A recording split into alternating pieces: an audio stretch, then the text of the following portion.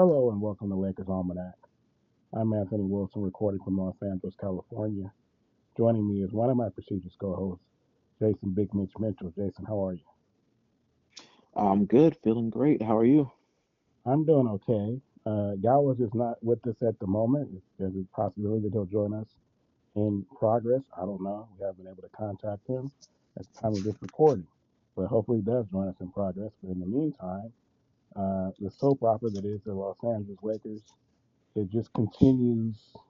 I mean, it's like as the Lakers turn. So today, we already talked last week about the whole thing of the team getting sold, and and the whole nine.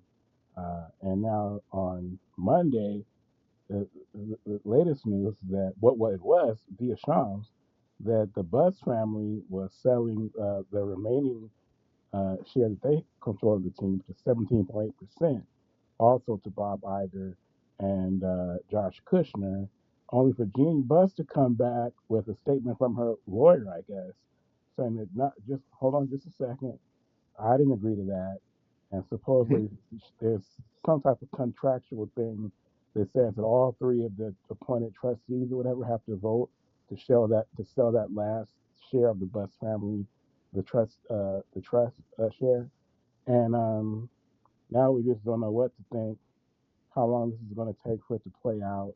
Could it mess up the finalization of the transaction overall, the transition of Bob Iger and Josh Kushner? And I don't know, Mitch. I mean, what what do you make of all this? My goodness, literally, like you said, today's been a soap opera. Like the there's going to be so much content for the new season of Running Point just based off of today. You know what I mean? Like today's been such a roller coaster. Like you said, Shams tweeting out that like, oh no, the Bus family, they're getting rid of the rest of their shares. Um, and just kind of sitting with that, drinking it in, realizing that, for as long as we've been alive, the Bus family has owned the team. Um, we already had to come to terms with Mark Walter becoming the majority owner. Then we had to come to terms with uh, Josh Kushner and Bob Iger being the main owners. But I think at the end of the day, Laker fans always knew, okay, well, even though they're not majority owners, there's at least still a bus attached to the team.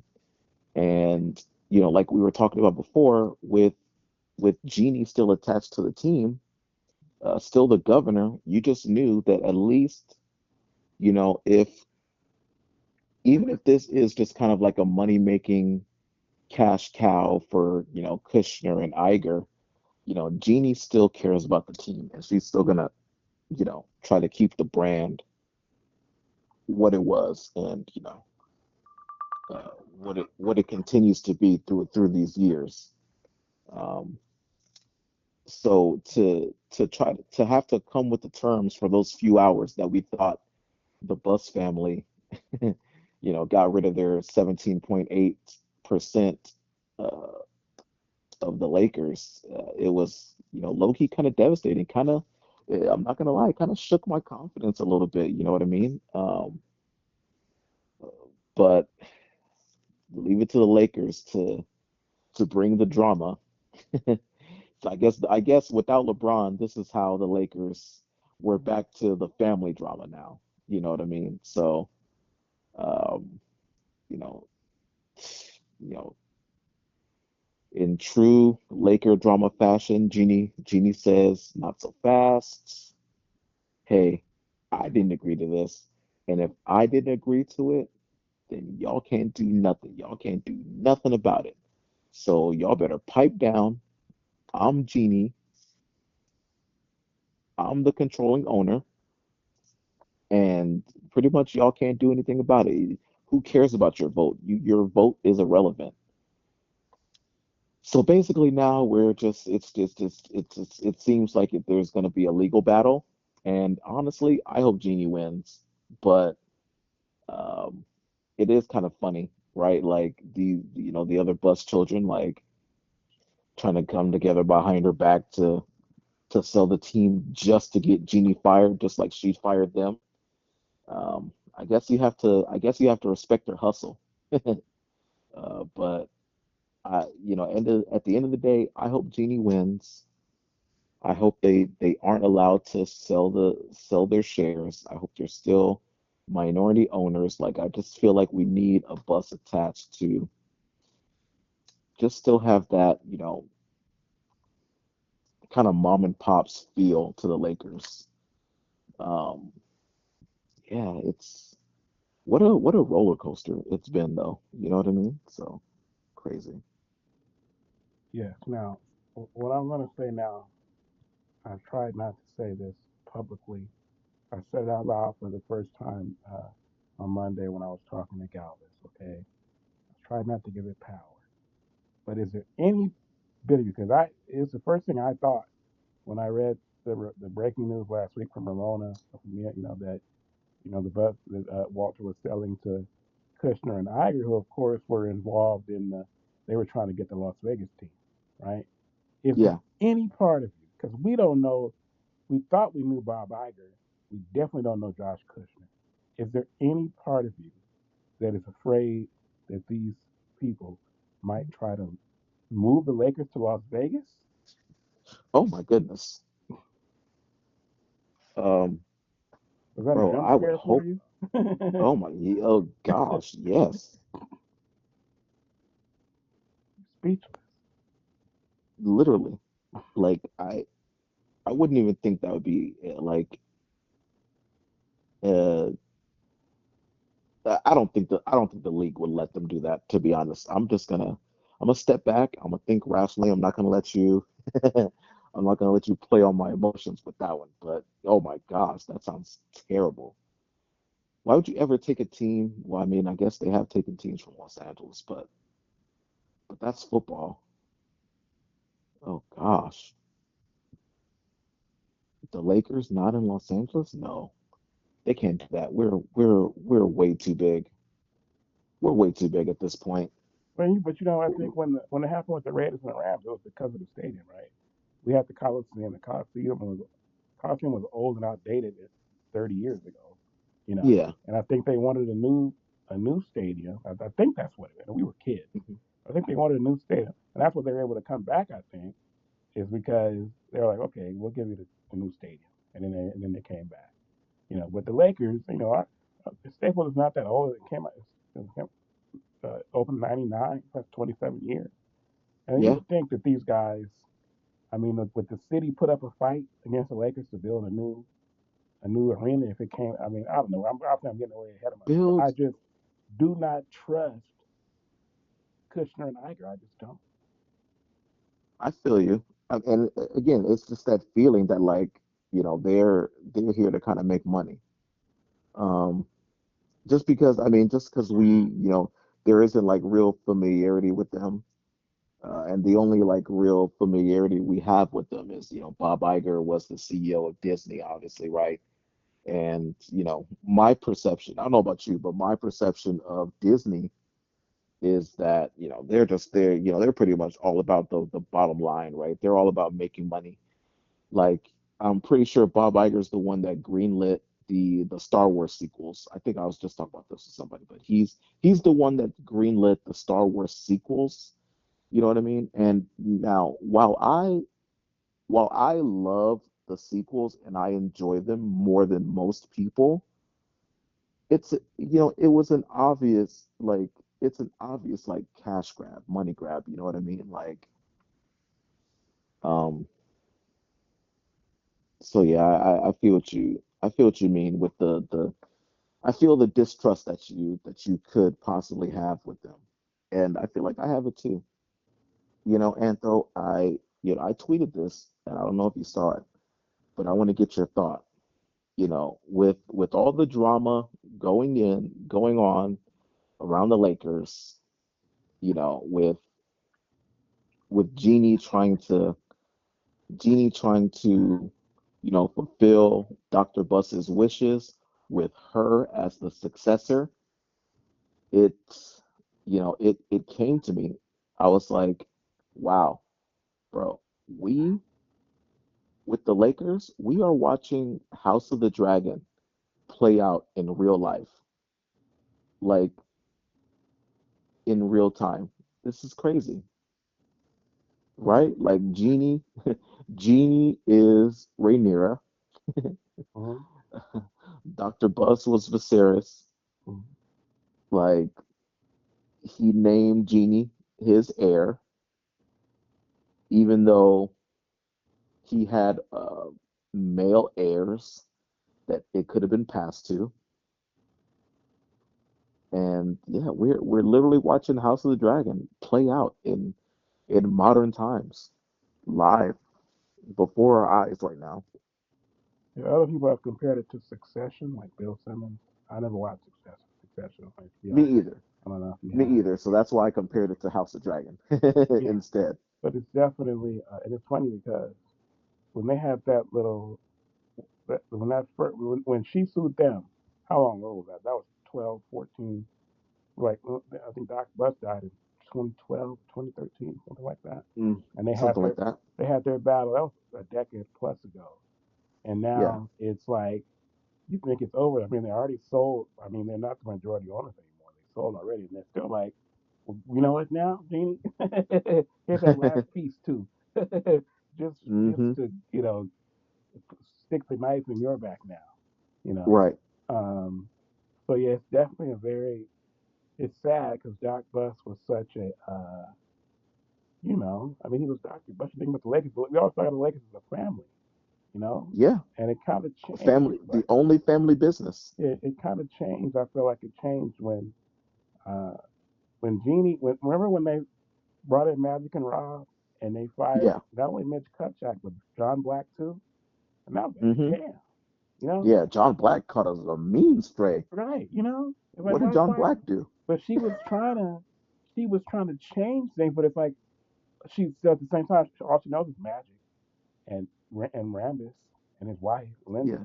and then hmm Rob was Kobe's agent, so she still Yeah. brought in Lakers, Yeah. to run it after getting Yeah. rid of long time Lakers, you know. hmm But so but now then you look okay. Then when she sold the team to Mark Walter, that's like okay, we know Mark Walter, we know his work, we feel like he's one of us because he owned the Dodgers and they've had so much success.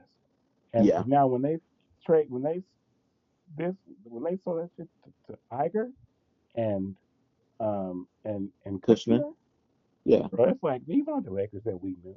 This is a whole different Yeah. ball game now, you know. Yeah. And so I just I don't know. Part of me feels like, well, I mean, no matter what happens, it's like we've already seen the best of this great franchise. That the feeling to me will never be the same, you know. And I just think Yeah. I just read though that they were still going to continue the process of bringing in the Dodger people.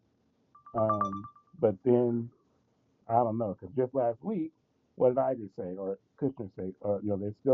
They still have every intention of maintaining the agreement that Walter made with Dean to remain as governor. Yeah. And then the very next Yeah. week is like, oh yeah, we bought that part of the team too. Which she couldn't remain the governor unless she owned at least 50% of the team, which obviously she wouldn't anymore. So, Exactly. we can't really. We're already seeing them that we can't trust what they say you know. So, Yeah. yeah, bro, it's just for years, 46 years, which is longer than we've been alive. We had that hmm familiarity and that cohesion of Yeah. the same ownership, basically, same family, same name. And then Yep. we transition to Mark Walter. Well, like I said, we know Mark Walter. And all of a sudden, Josh Kushner and Bob Iger. And Bob Iger is such a jerk because, like I said, bro, Disney, ESPN, we think we know Bob Iger. We supposed to be able to be like, Yeah. okay, we got Bob Iger, we know him. And he's a goddamn Knicks fan who said that he when he moved to LA, he started rooting for the Clippers because couldn't root for the Yeah. Lakers because the Lakers, they played the Knicks three times in the finals in the '70s. So hmm it's like, geez Louise, who are you, bro? You know, and why are you on this team? Yeah. So Money. Money. At the end of the day, money. You know what I mean? Money. That's really that's what it comes down to. Money. And I'll say this, right? I'm Team Jeannie through and through. Again, like I hope she wins this little legal battle that, that has just started. And can we also mention how I don't know if you saw the actual letter that the lawyer sent out. Did you see it on Twitter? Yeah, I saw Yeah, yeah. Man, Shams, Jesse, and Joey caught, mean strays. it. So apparently Jesse and Joey have been sending Shams, tips or, inside information that makes Jeannie look bad for years. Hmm. Um, and the lawyer blasted it out, which, my goodness, how wild. Um, but I was just gonna say that, like, if Jeannie, my thought was if Jeannie never fired Jesse and Joey, they would have never been able to even get the 5 votes, 5 vote majority. You know what I mean? Hmm. If she would have kept the younger buses under her wing,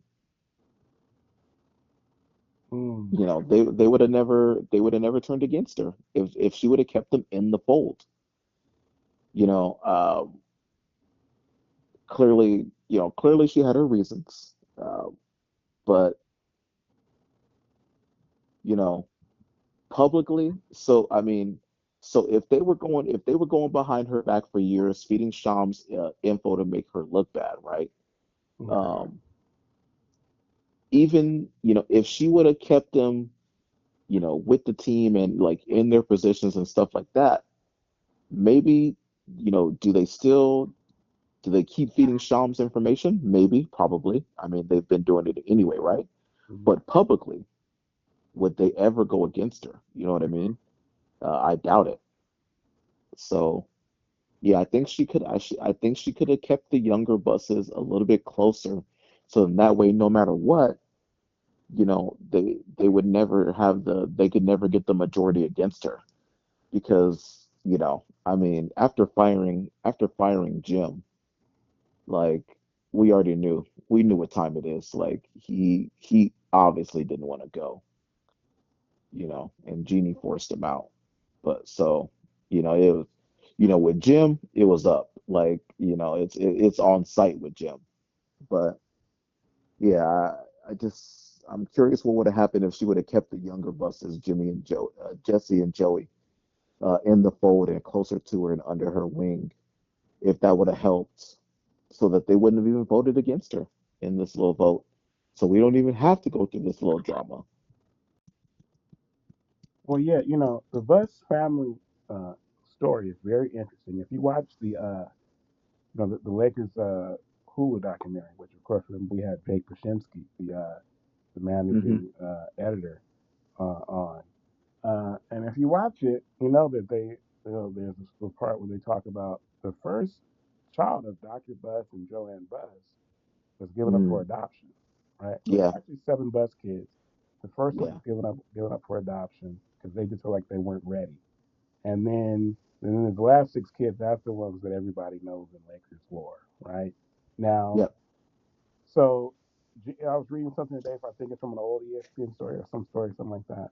And Jeannie was very basically like because they had the first 4 kids, right, and then the first 5, but really the first 4 that we know of, right? They were all together. yeah, And then Dr. Bus had the 2 youngsters with yep, his girlfriend. Now Jeannie's mom was Joanne. That's the mother of the first 4 kids, and she yep. was hurt by Dr. Bus having the More yeah, kids. more kids, which I don't blame Yeah. her. And then there was this part I was reading this thing in the article where it was a screenshot where they were saying that Jeannie told one of the youngsters he should have never been born. That's right. Yeah, So she and also it's different, bro. The difference between because the first 4 kids they have the same mother. The last 2 they have a different mother. So yeah, the difference between your mother's kids and your daddy's kids, right? You closer really to your mother's kids. Your daddy's kids, you damn near like, who the hell are you, right? If y'all just yeah. have the same daddy, they don't have the same Hmm. mother. So Yeah. it's definitely interesting. I think you're right. What's funny though is that I remember that when they were uh, when they were kids, the two youngest, I think in 2002 when we won the title, and Yeah, in New Jersey, and they're up there. It might have been all three of those years. They're up there as kids, you know. And to think that all these years later, they're like, "Ha, look, we've arrived, and we're ready now to be a part of this, fully a part of this family drama." And it's crazy because it's on the way out, and it's but you know, and it's admirable to me that Jeanie, who's already sold, remember 83% of the team, but she still wants to have that little piece, to feel like, hey, we're not completely out of the Lakers. This is because we are the Lakers, you know. yeah, And so yeah, it's fascinating, man. It's just really a fascinating story, and hopefully it works out like uh, you said. I'm also rooting for Jeannie because I would like to know that at least that the buses have at least still some small stake in the team forever. exactly. You know, Yeah, but yeah. same. Um, Now, so we meant to talk about this last week, and we weren't able to. Um, oh, let me ask you this though before I transition to that. We're going to talk about the Vikings. How do you feel about? Did you see the report that said somebody talked to a source in LeBron's camp and asked him if he might have stayed if he Oh, if they mm-hmm, hadn't if this ownership transition had happened before he left for Philadelphia, that he might have mm. stayed. And do you have any thoughts on that at all? Um, I did see it. Um, you know, I think it's a whole lot of nothing, to be honest. Um, yeah, I think it's a whole lot of nothing. Yeah, they were just saying that maybe the communication between him and Mark Walter, the Walter group, was not as good, or I guess Jeannie too, and then maybe he would have had better communication with Kushner and Yeah, Geiger. But that's all in the past now. There's nothing you can say about that now. yeah,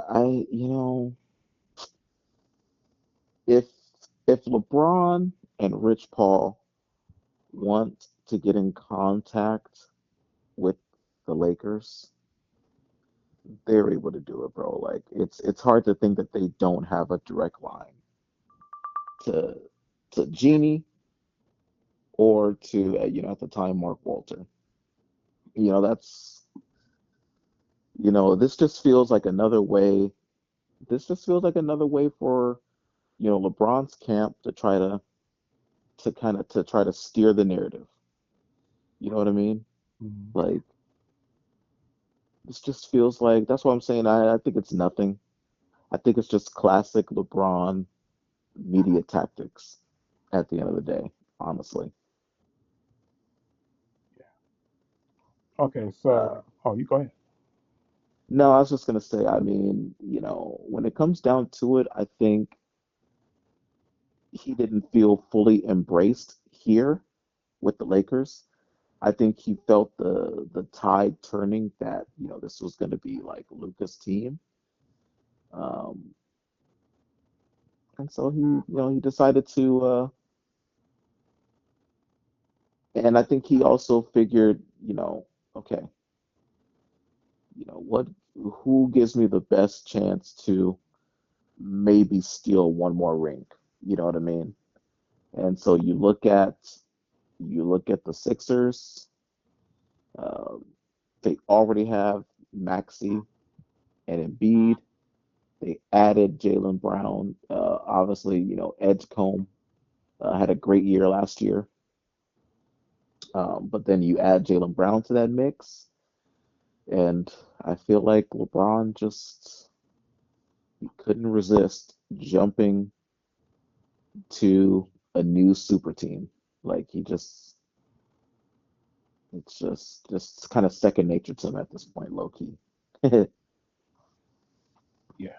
But Okay. also, the big kicker is the Sixers are in the East, and the East has is just the East is just a little weaker than the West. Yeah. You know, Okay.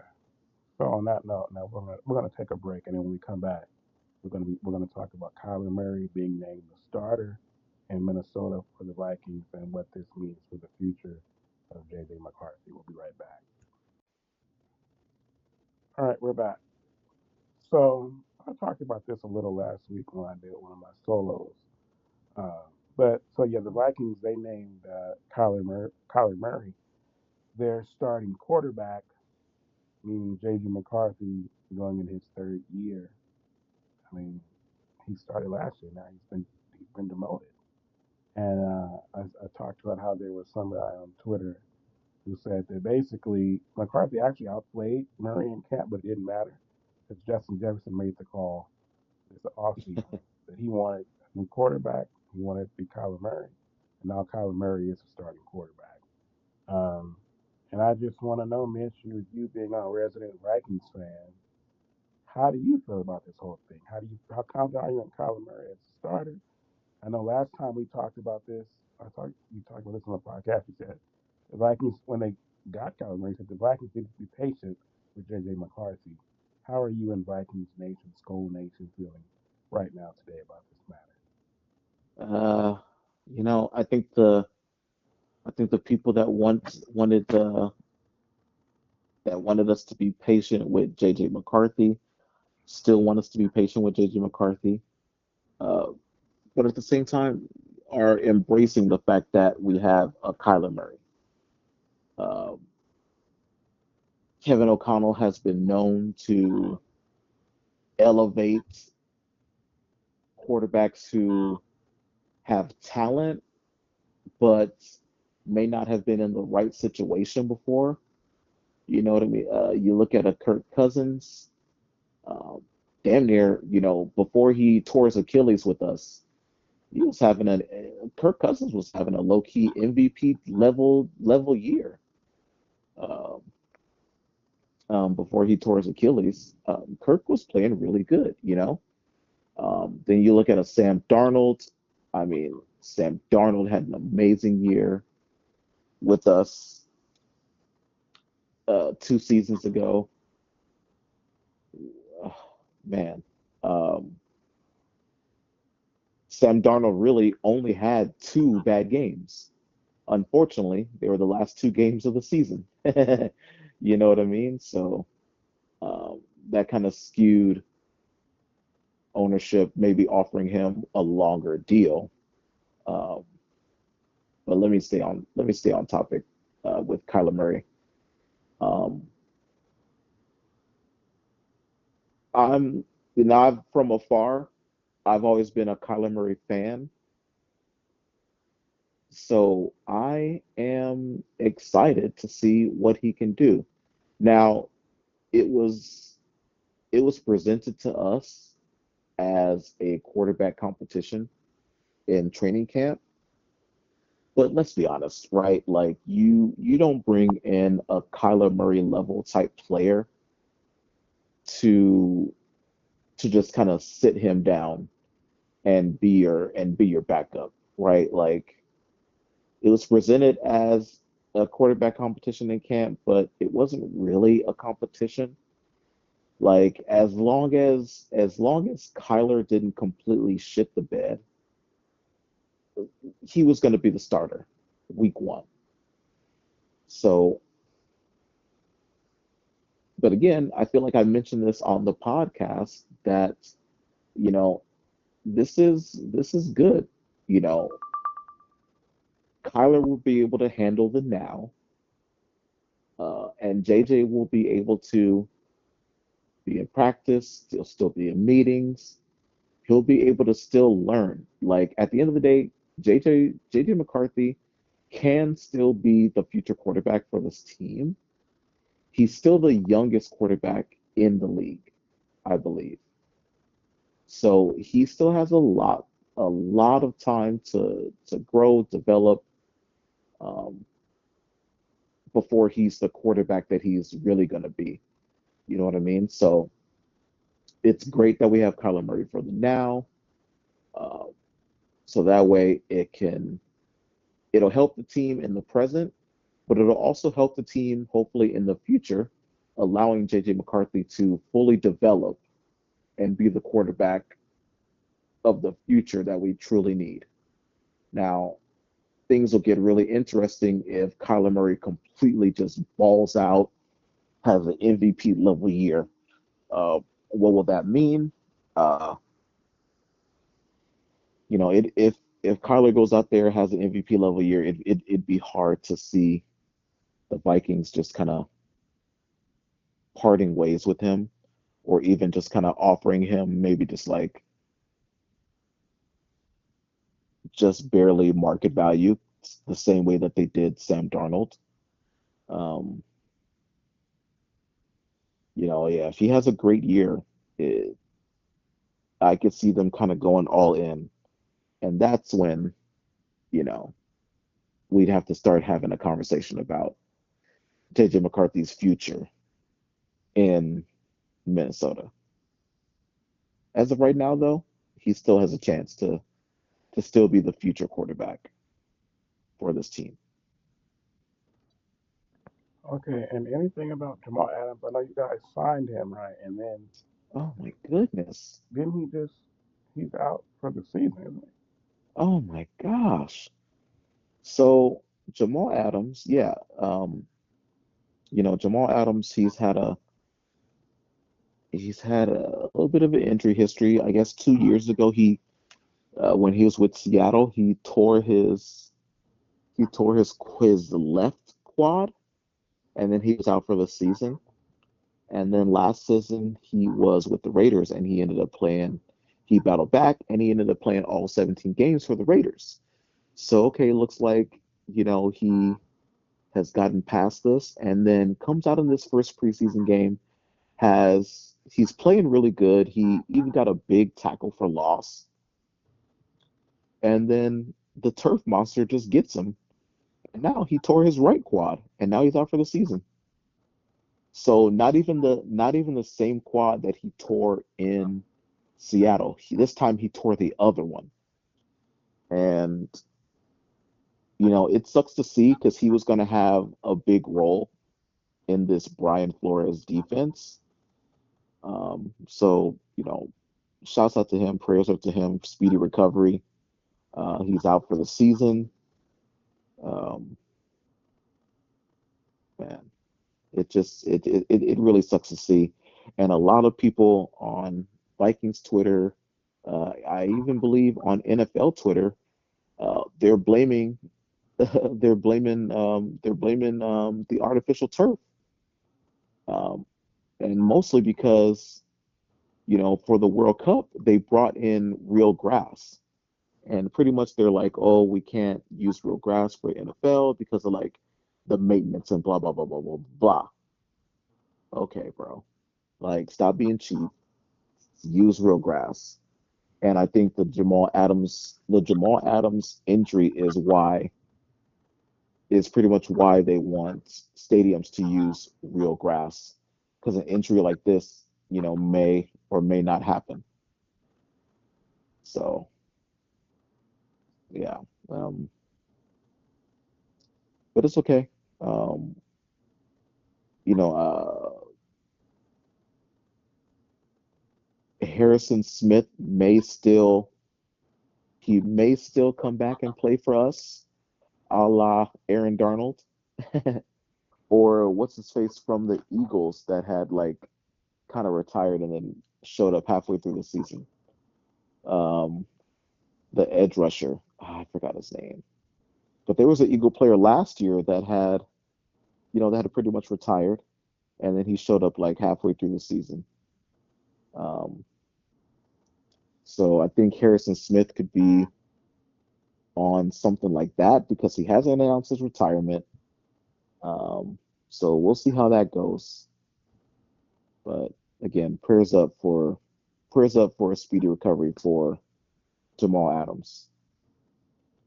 Yeah, get well soon, Jamal. And we're gonna take another break, and then we'll be right back.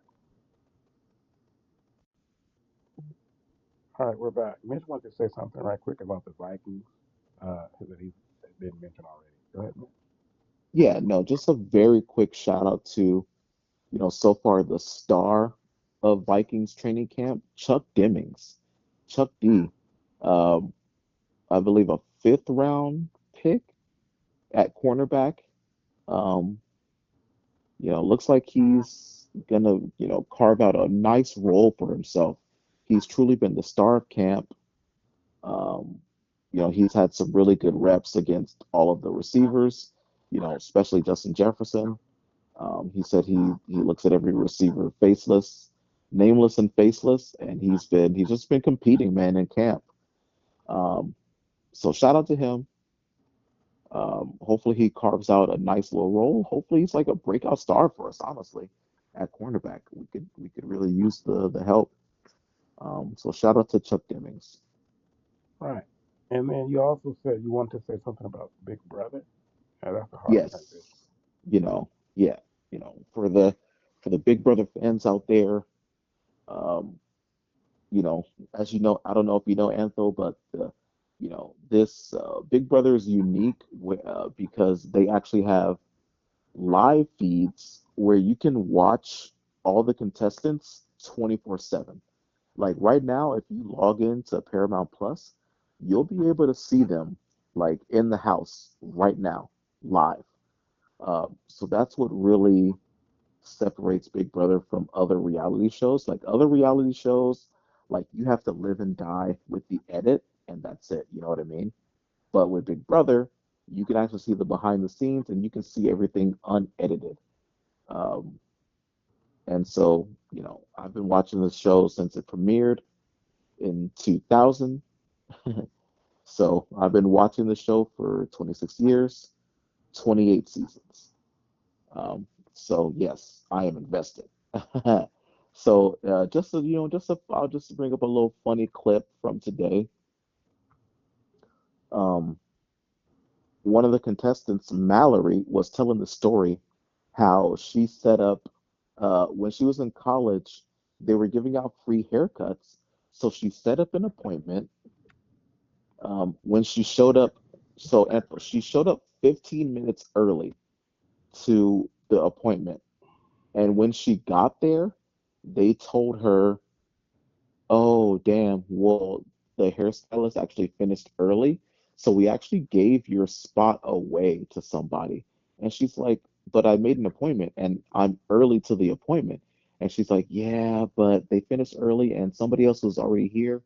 So yeah, they actually gave your spot away." And it's a free haircut and everything like that, but it's like the fact that she showed up early and they still gave her appointment away. It was actually kind of mind blowing. But all that to say, I bring it up because it actually reminded me of like a Seinfeld bit. So it would have been a really hilarious, at the time, if she was like, "So you guys take appointments, so you guys know how to take the appointment, but you don't know how to keep the appointment." And really, that's the whole point of an appointment. You know what I mean? So I thought that was really funny. It reminded me of the Seinfeld bit It sounds when like he was trying to when he reserved a rental car, but they gave it away. yeah, Larry David. Obviously he wrote half of Seinfeld. He did a skit Yeah. like that. He was like on Curb, where he's like, when you make an appointment at at the doctor, and then they still Hmm. do it on like first come first serve. And then he made an appointment. No, first I think I forgot how it went. But basically, in typical Larry David fashion, when he made an appointment, they gave it went with the person who got there first, and when he got there first, they gave it to the person who made the appointment. So he couldn't win either way. But Oh my goodness. yeah, that was a funny episode. It had the one big girl from All That on there, I think. What was Oh, it? Lori Beth Dimberg. But was Lori Beth? Was she also on the Steve Harvey show? Yeah, yeah, she No, that was. wasn't her then. It was another one. It was another one. Oh, Another okay. big girl, white girl. But yeah. Um, so what we're going to do though is we're going to take another break, and then when we come back, we're going to talk about the tragic passing of the great millennial actress Hayden Panettiere. We'll be right back. All right, we're back. So as I was saying, Sunday brought some very sad news, which is that the great Hayden Panettiere, remember the Titans and the Bring It On movie that she was in. with Solange. Then there was also she was in Scream 4 and also Mm-hmm. Scream 6. She had the TV show Heroes Yep. that she was on. Yep. A hell of a Yep. career. She also interestingly had a kid by the kid she had was by Vladimir Klitschko, the former heavyweight Mm-hmm. champion. Of course, he and his brother who ruled over the heavyweight division for years. Vladimir was trained by late great Emmanuel Stewart, and so yeah, man, that was one that really that really hit hard. Us millennials, bro, we've taken some losses. A lot of people were very upset when Michelle Trachtenberg passed Mm-hmm. away because she's just another one of those actresses from our era Mm-hmm. who was given classics when she was young, man, unforgettable Yeah. movies that helped us learn life lessons, you know. And Yeah. so for me, I mentioned Hayden. I remember I feel like the first time I watched Remember the Titans, it's like a core memory of mine from Daniel Murphy was Mm. we were in Spanish freshman year. We had Flores and we had Orenday, and then there was Yeah. like a gap between them. But we had Mr. Crawley in there, and Mr. Crawley was in there. He was a football coach, and Yeah. he showed us. Or I think he was like the athletic director or something like that. And he showed us because he doesn't speak Spanish, so he showed us Remember the Titans, and it was just kind of like a good vibe. It was just it was always cool Mm-hmm. when you got to watch a movie in school and Definitely. watch that one with Denzel and Hayden Panettiere and Wood Harris. I mean, a classic, and that's a Disney movie, interestingly. Yeah. Uh, so yeah, there's that, and then I mentioned Heroes. I mentioned Scream 4, and then Scream 6 is probably my two favorite Scream movies are Scream, the first one, and Scream 6, with Jenna, Okay. Melissa, you know, Mm-hmm. Mason Gooden. What's the Yeah. light skinned girl's name? I forget her name. Uh, And then Hayden got to obviously got the what actually Courtney wasn't in that one. No, Courtney was in it, but Nev wasn't in it. But then Hayden got to come back from mm, Scream 4 and kind of reprise her role. So yeah.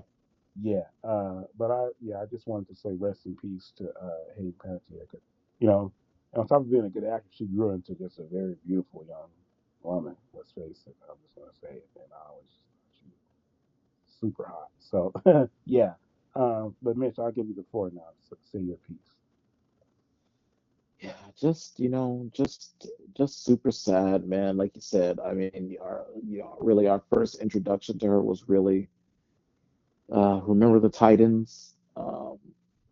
What an iconic role, and honestly, as for whatever age she was, she held her own on screen with Denzel Washington. Nobody will ever be able to take that away from her. You know what I mean? Like the scene with the scene of her watching film with Denzel Washington talking about you guys are weak on the left side. We're not weak on the left side. We need to work on the left side. Just their chemistry, their back and forth, you know, uh, just she held her own. She held her own with the great Denzel Washington. Um, and like you said, man, she went on to have, a great career. Um, Unfortunately, you know, as with a lot of child actors, though, um, it sounds like she fell into the pitfalls of Hollywood for a bit there. Um, it just sucks because it actually had seemed like she had come out the other side of it. Um, so this was really sad to hear. TMZ is reporting that it's a possible overdose. Uh, they did the autopsy today, so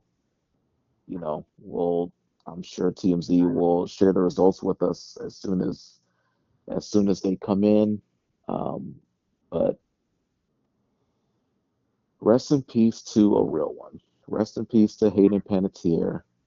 Um, Thanks for the memories. Indeed, thanks for the memories you won't be forgotten. Now, Mitch, do you have anything you'd like to say to an old friend of ours?